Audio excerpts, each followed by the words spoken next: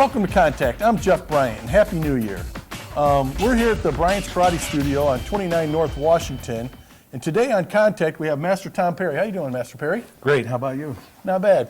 Master Perry is one of my instructors in the Isshin-Ryu Karate system. We've been together for quite a while, but Master Perry's went a little bit of a different route from traditional Isshin-Ryu Karate. He's training in Kabuto now, which is weaponry. Yes. You want to tell us a little bit how you got started into that, sir?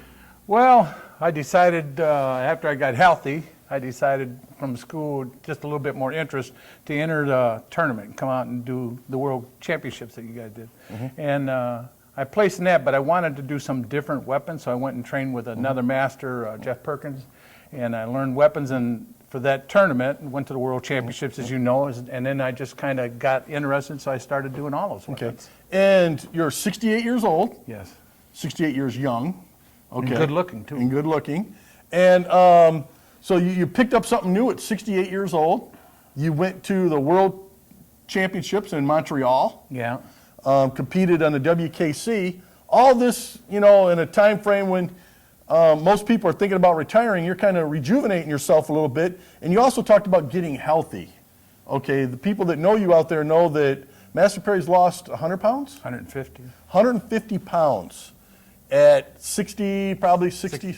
I was about 64 when I started losing 64, he started losing weight. So, and a lot of us were really concerned about him because of the weight gain that he had, but he's done a great job getting it off, and we're hoping he's going to be around for a long time. But this for Master Perry's passion too is getting people involved in the martial arts and in the Warren area as far as in up age, right? You're looking to get people Senior in the community, citizens, yeah. senior citizens and stuff like that. And weaponry comes in real handy for senior citizens, right? Absolutely, especially if they use like a cane or something like that. Okay, because in the when people start getting a little bit older and frail, they have to use other things other than traditional karate movements. It doesn't mean they have to stop living, though. That's correct. That's why they should exercise. Okay, and a little bit about your when did you start the martial arts?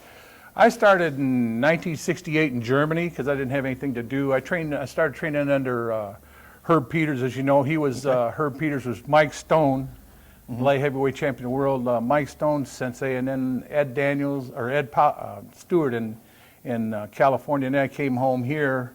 In those days, they didn't have a lot of styles, but it was Isshin-Ryu, and I liked it, and trained under Bill Pogue, you know, that. And a lot of the other masters, Bob White, Herb, Burt Ross, and now Richard Gipke, the last of Doug Noxon's black belts, and Grandmaster Jim LaRocco, and Jeff Perkins.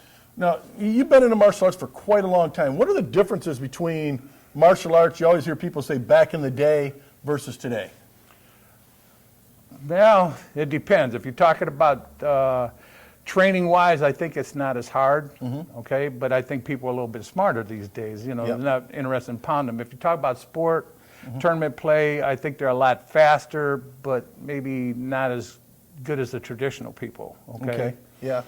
Yeah, because I know, like, following Facebook and stuff like that, you'll see some kid doing a weapons form, and he's doing backflips and stuff like that, and you'll see the traditional people really putting that down, and then you'll have the real traditional people doing their weapons and stuff like that, and you'll have the open people putting that down.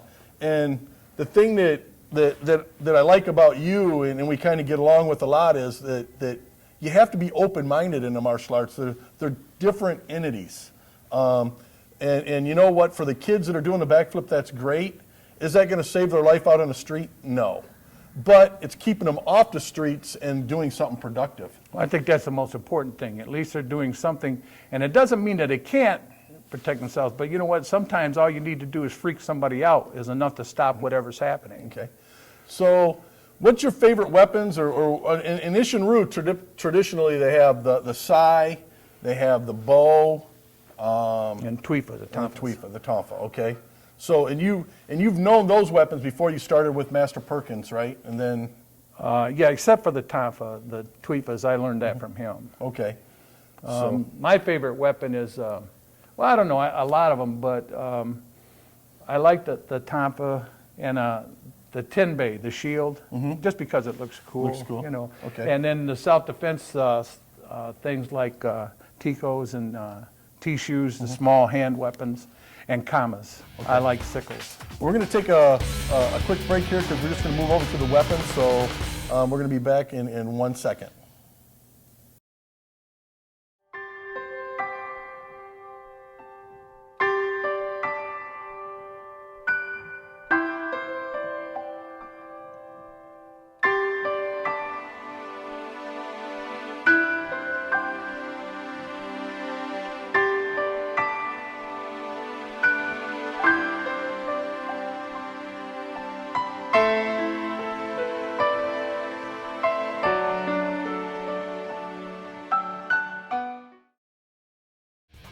Back with Master Tom Perry here at Bryant's Karate Studio and Contact.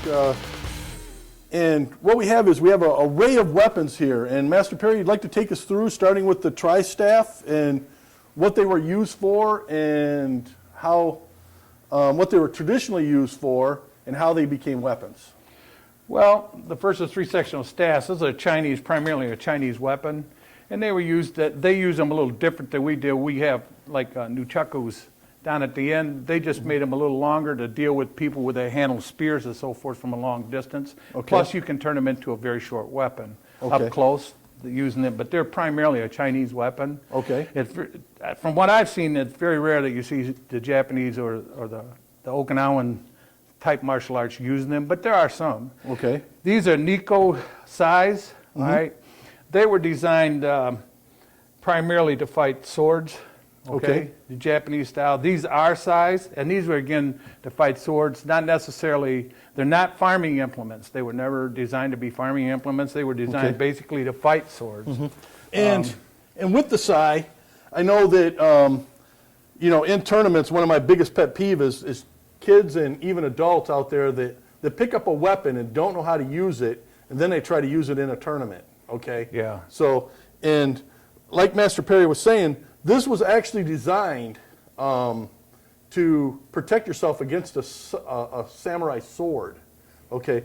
So, I see people do this all the time in a tournament.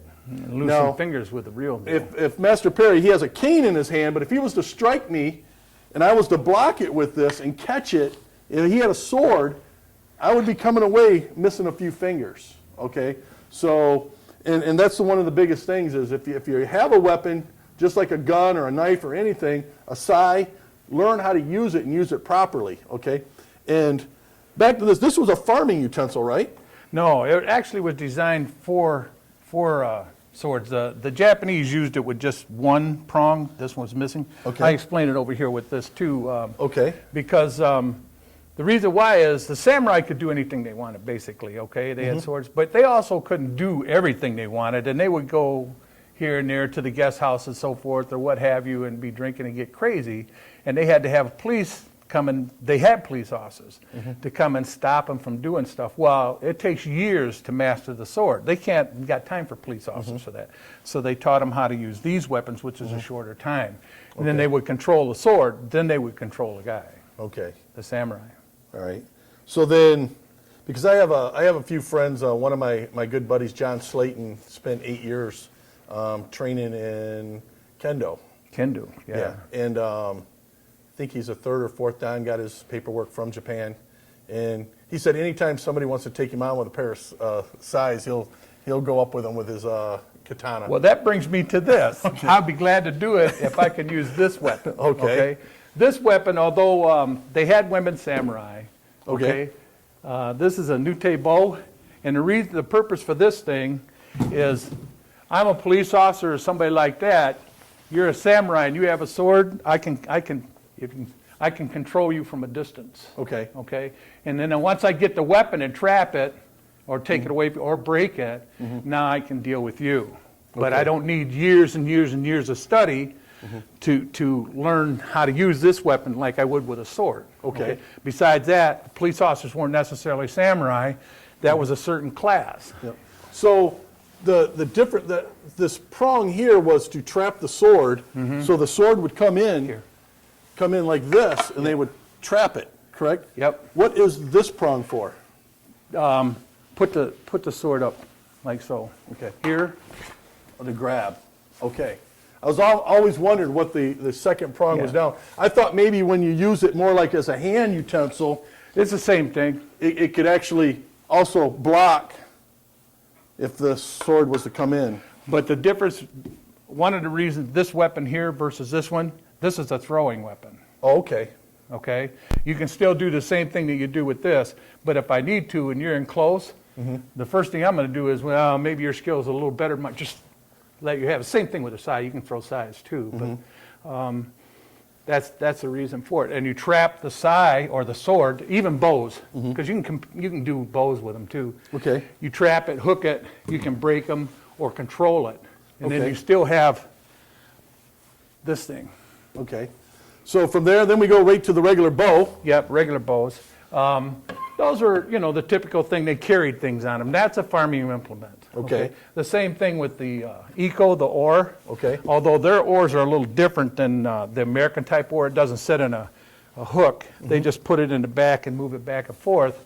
Okay. But Kind of like a steering, like an udder. yeah, and it's I like it. It's a nice weapon. I like playing with these. It's a Yeah. lot of fun. This is a good weapon. This is another bow. I just made it out of bamboo.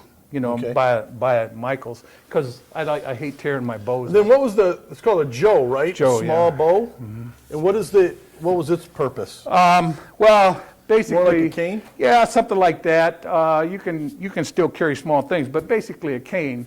And if you need it, it's held like a sword, and it can be controlled like a sword. You block stuff out, and Okay. if you have a sword, I can block with this. Musashi, you know who Musashi was, the greatest swordsman of all time. Ouch. That's okay. Like Doritos, we'll make more. Yeah. He was supposed to have lost one fight. He beat this guy really bad. The guy went in the wilderness for, you know, whatever, the typical story, for 3 years and learned how to do a Joe, came back and beat Musashi with a Joe. But that's, I don't know, I didn't live in those days, although I'm pretty old. Then we have the Tweefer, the Tonfa. The Which Tonfa. is your weapon of the last year and a half you've been putting a lot of time into. I really like this weapon. This was made for me by Scott Cruz, but this is a farming implement too. And what it is it sits into a grinding wheel to grind up the rice and so forth. And this is the handle, and this is how they rotate it. And then now you got a weapon, so you can justify. Because back in the day, back in 500-600 years ago, when the Japanese took over Okinawa, they banned all weapons. So they used farming implements. This is one. Okay. And this has kind of been taken over by the police officers and Yeah. security guards and stuff like that throughout the U.S. But a lot of, that's true, and they still use it because you can do a lot of control with it, but it takes a little bit of practice to work with this. But it's a nice weapon. We teach that down at my school, so. Okay. All right. And then we have a few other things here. Well, one of the things that I like, although this is just one that I like to play with, these are T-shoes. I like these for women in self-defense. These are actually hairpins. You remember the geishas had their hair up? Yes. Yep. Well, you know, they didn't like being assaulted back in the day either, and they didn't have to put up with a lot of stuff. So what they did was they had this in their hair to keep the hair up, but if they needed a weapon, they had a weapon. But theirs was pointed on the other end and sit in here. And what I teach now is, like school teachers, one of the things that's, especially these days, you know, or older women, you have this, and you can defend yourself very well with a pair of these. So I consider it a woman's weapon, but it's a very close-in weapon. You can do a tremendous amount of damage with somebody. And what I teach it with is a pencil. Yes, a pencil or a pen or Pen, yeah. Because this isn't going to be standing around. If you're working something, you have pencils and stuff right around your desk. So I stress that. Yep. And they make a weapon like this too, and it's called a kubaton, Yeah. right? So it's kind of the same thing. And there's a lot of good self-defense that comes from it. Yeah. So what we're going to do is we're going to take a quick break, and we're going to come back with Master Perry, and he's going to demonstrate a few weapons for us. You're watching OCTV, Oxford Community Television, serving Oxford, Addison Township, and the village of Leonard. These are kamas or sickles in America. This is a kata that I like. These are training ones, wooden ones. My real ones I keep out in the car. No kama. It looks something like this. It's a nice little kata to train with.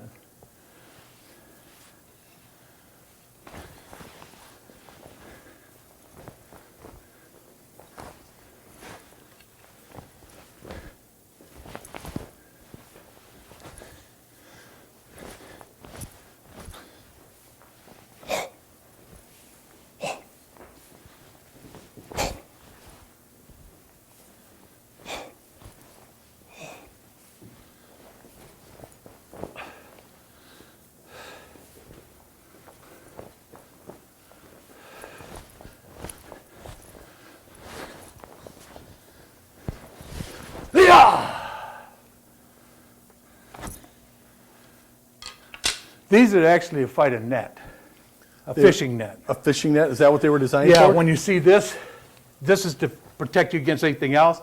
But he throws a net or tries to throw a net, and you sweep it out the way. Okay. Okay.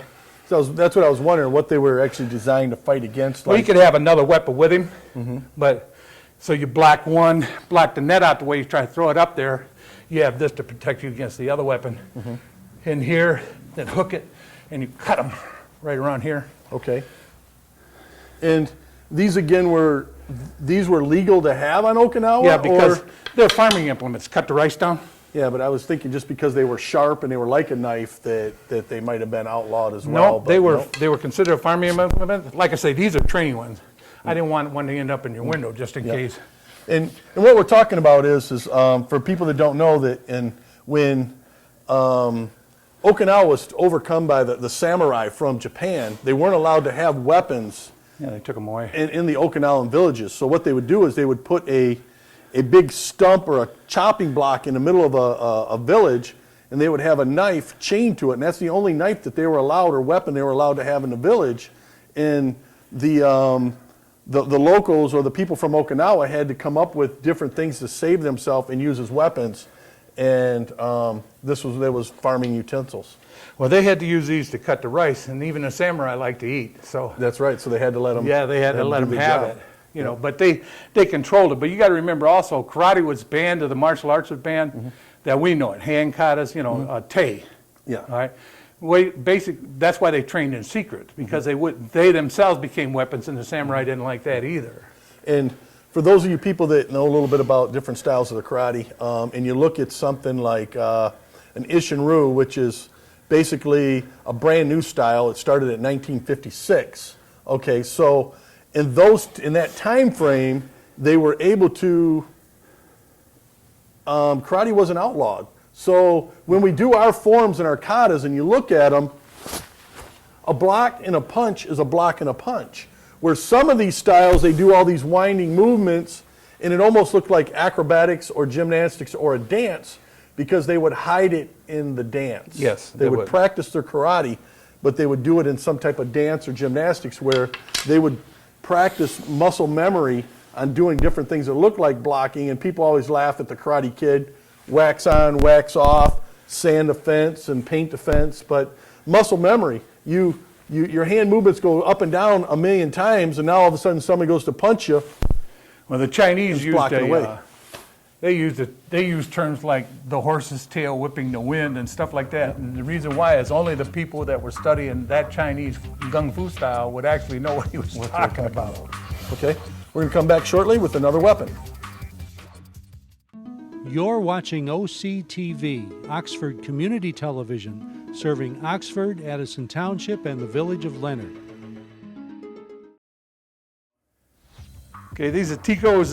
These are made for me by Master Bird. These are just horseshoes welded together. They're a Chinese weapon. They were actually made from deer horn, and they were used to fight the broadsword of the Chinese sword. And it looks something like this.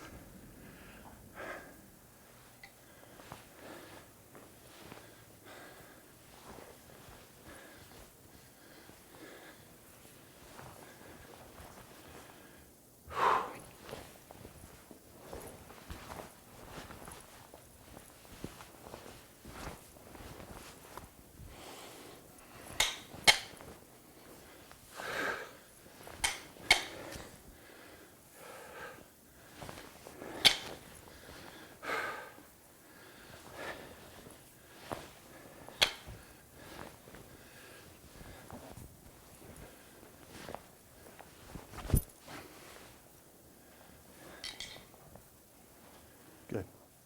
Okay, we're back with Master Perry here at Contact, and he just went through a series of weapons that were Okinawan weapons. Now we're going to move on to something a little bit more Americanized, the cane. And like we said, Master Perry is 68 years old. When you see him doing this stuff, lots and lots and lots of knowledge. And for him, I commend him as going out and learning new things and passing them down to people. But let's talk about the cane. Well, it's just a street cane. I liked it. I didn't need to learn it, but I liked it because, you know, as you well know, I'm handicapped myself. I got really bad knees. I was hurt bad in a job-related accident. So from time to time, if I go anywhere, like downtown I went to a game, football game, what have you, I take a cane with me because I might need it because I have this type of injury, but also because it's a self-defense weapon that can be taken anywhere. Okay, it doesn't take much to handle it. I prefer the one with the hook, but the shillelagh from Ireland, they have a Okay. system using that, and that's just a cane with a ball on it. Okay. But I like this with the hook on it. Now this is a street one. The training ones are a lot bigger. Okay. But I prefer these because you can do a lot more damage with these, and you don't need to be in great shape, like a senior citizen, a woman, or something like that. She becomes a victim instantly as soon as they see her with a cane. Unfortunately, that could be very bad for the person that wants to perpetrate something on her. Okay. So how would we use it, for instance, if you were confronted by an individual, he comes up to you, and what would be your normal posture with the cane? Well, it would depend. If I'm just standing here doing something like you're doing, and you're coming up from this range to come and grab me or something, Yeah. just do that. And okay? And push in. Sure. But I'm trying. I don't want to hurt you. Yeah. Okay. Oh, I felt it, believe me. I can take it here. Yep. Or how much power do I need in here? Not a lot. Okay, that's exactly my point for a woman. Now I'm not going to hit you. So. Okay. But if I'm in here, once I hit in there, and then I walk around like this as hard as I can, the knees come out. Yes. And they're going down, going to be seriously hurt. If you're old and decrepit like I am, okay, I keep it like so. If they come up to reach up and grab, hook here, here, and down. Okay. But when I go here, like I said, I'm trying to do this slow. I just want to block this Yep. out. Yep. In here, right in here is Yep. where it's dangerous. Yep. All I have to do is drop down or Yep. just throw you in here. Oh, yeah. I do damage to pressure onto the back of the neck, you're in trouble, okay? Because where the head goes, the body follows. It's going to follow, Yep. okay? Hopefully. Me personally, I'm okay with personal attacks to the knees, Okay. but not necessarily one-handed. Okay. I mean, that's all I had, so if you were reaching up to grab and that's all I had, strike here, okay? Okay. But I would prefer to come in with both hands, Okay. take this down, then hook it up. If your arm is out, hook that up, Okay. and just take it out shoulder-wise. Okay. But that doesn't mean, I just don't have faith enough to break it, Okay. okay? If I'm, say, 68, Yeah. okay, but I'd have the ability to take you down, okay? Hook in here. hook in and grab. Now here, even in bow kata, remember bow kata, when they come to attack, one of the moves is to attack the groin. And then They come in lift here, up. they reach up to grab, Yep. right in here. The next movement is up. Okay? Okay. So that's why, and this part itself is enough. Up in here to the throat. Yep. And how hard is it to turn? Okay? Or just step in, slam it right in here. How old and how heavy, or how, you have to be, even in a wheelchair, you can do this. Yes. Okay? And not So- only that, the more aggressive that person is, the worse it is for the them. more it's going to hurt them. Because if they're running in and you take this and slam it into them, and the breastplate, for example, protect the heart, but that doesn't stop it from making the heart skip a beat. If you can get them to do that, or into the solar plex, you'll know instinctively if it works, because they'll be laying on the ground, huffing and puffing for breath. Okay? And the other obvious things, if you can, is right on the shoulder, you crack that. Okay? My other favorite target for this thing actually is right here. If you reach up and grab, right here where that hip bone comes in, Yep. you crack that, can't walk. Okay. How hard is it to crack? Not any worse than the shoulder. Okay. So I haven't done that though. So I can get, if I can get you to volunteer, I'd try it, but I don't think Well, so. maybe we'll get I can get one of my Get Adam students- to do it. Yeah, we can get Adam to do Okay. it. Adam is Master Perry's son. He's a 5th degree black belt in Ishinryu karate system as well. And if you're at a physically fit, you can actually do control techniques too with this. You just get them up, block it, bring it over, and now you got control of it. But I gear what I teach cane and stuff towards senior citizens who have to use a cane, and primarily women too. Okay. Because it doesn't take a lot to hurt somebody with. Because it can be a cane, but it can also be an umbrella. It can also be an exercise thing. Umbrella, I have 2 or 3 of those. I just got tired of dragging all that stuff in here Yeah. for you. But you're absolutely right. Umbrella, women had that with the little handle, and it opens up. The umbrella, when you open it up, blinds them. They never see what's happening. See, Okay. you're absolutely right. That's exactly why I have one out in the car. Okay, so, and the other thing is it just, and I don't like people that we were talking about earlier, like the Kubotan and stuff like that, and just, I used to have one before 9/11, it was made of steel, and it kind of, empowered me to feel a little bit maybe tougher than I really was. And that's the one thing too, is you don't ever want to think that, well, I have a cane and I know how to use it, so I'm safe, okay? It's, because the thing is it's self-defense, and the best self-defense there is not being in the situation to Don't begin be with. there. But some people think because, well, I have a cane, I'm trained with a cane, I can attack, I can do this, I can get away. But that's a 9 time, maybe out of 10 type of thing, so there's that 1% that it's going to get you every time. Absolutely right. I agree with you, Master Bryant. One of the things, too, is if you hit them and make them mad and they haven't done damage, they take the cane away. Yeah. You have to have something that's going to stop them after that. So you're absolutely right. You got to be a little careful. The best thing to do is exactly what you're talking about. Don't be there. Yeah. And if you notice, like the thing that he did that was most effective was in line. So when I grabbed, he came up, and you notice how he just came straight up, in, and pushed.